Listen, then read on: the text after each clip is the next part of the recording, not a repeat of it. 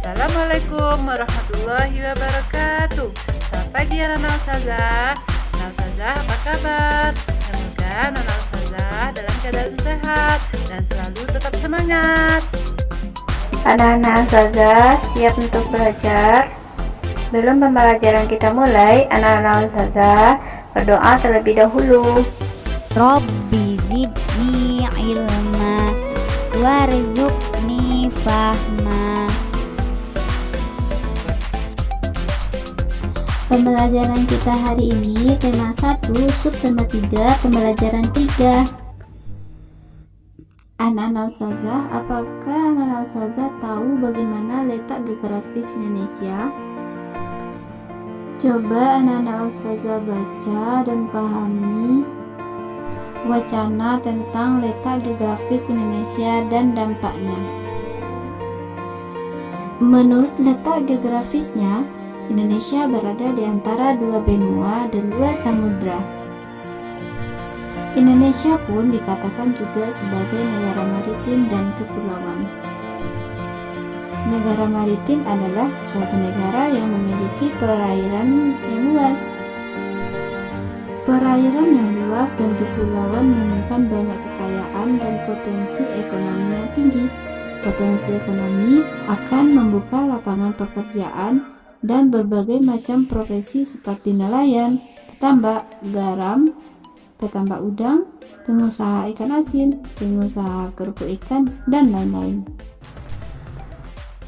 Beberapa dampak yang timbul akibat letak dan kondisi geografis negara kita. Yang pertama, komunikasi dan interaksi antar penduduk menjadi lebih mudah, baik antar warga Indonesia maupun orang Indonesia dengan warga asing. Yang kedua, terjadinya pembauran, pencampuran atau peleburan nilai-nilai antar pulau dan antar negara. Ketiga, munculnya perkampungan etnis tertentu seperti pecinaan dan kampung Arab. Ketiga, terjadinya perubahan perilaku masyarakat karena pengaruh masuknya pola dan nilai perilaku dari pulau, daerah maupun negara lain. Yang kelima, terjadinya perpindahan ilmu, pengetahuan, dan teknologi.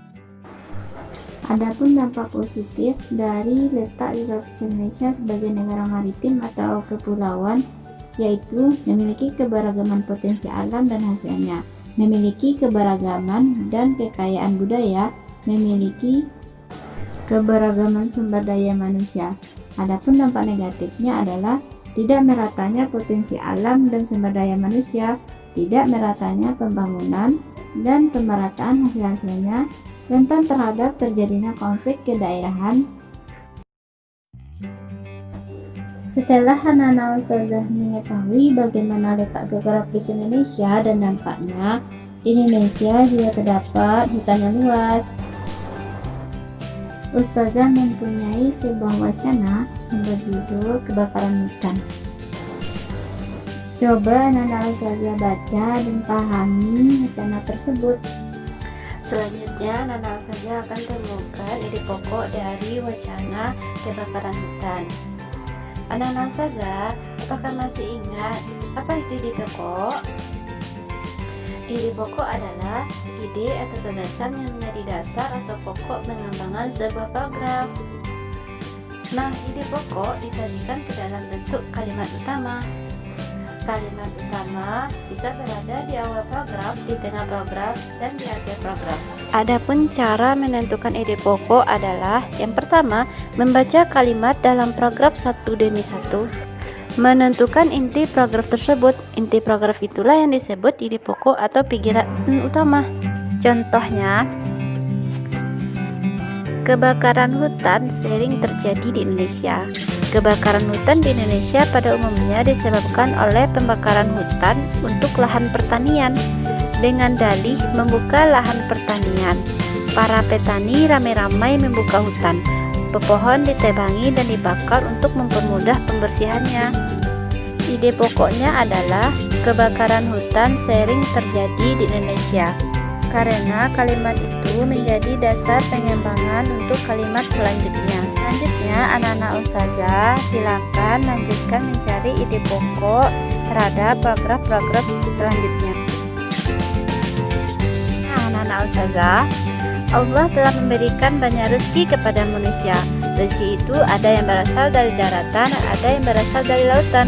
Bersyukurlah kita tinggal di negara yang Allah beri kekayaan alam yang berlimpah, sebagaimana firman Allah dalam surah An-Nahl ayat 14. Allah juga berfirman dalam surah Yusuf ayat 3, kami menceritakan kepadamu kisah yang paling baik dengan mewahyukan Al-Quran ini kepadamu. Dan juga ayat 111, sungguhnya pada kisah-kisah mereka itu terdapat pengajaran bagi orang-orang yang berakal.